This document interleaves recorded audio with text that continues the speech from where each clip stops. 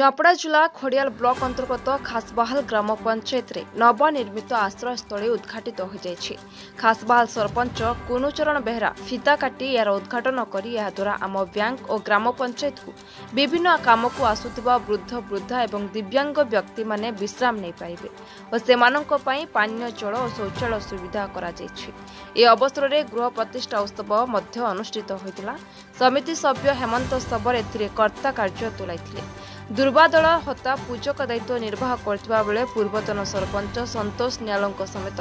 जगेश्वर हंस, ज्योतिन्द्र बाग, दुर्योधन हंस, मनोधर माझी और समस्त वार्ड सभ्य सीआरपी एमबीके सामिल होइथिले।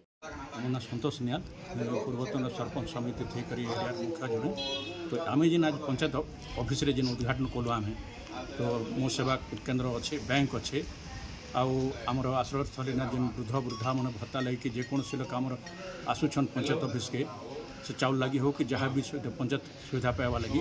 इन्हें गोटे आश्रयस्थल टे पानी बस पानी फानी सुविधा लैट्रिन फैट्रिन सब सुविधा कराई। बहुत सरकार को धन्यवाद दूचे एमती पदक्षेप नेवा द्वारा समस्त उपकार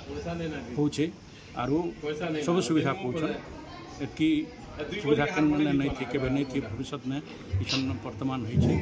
तो बहुत खुशी कथा कही।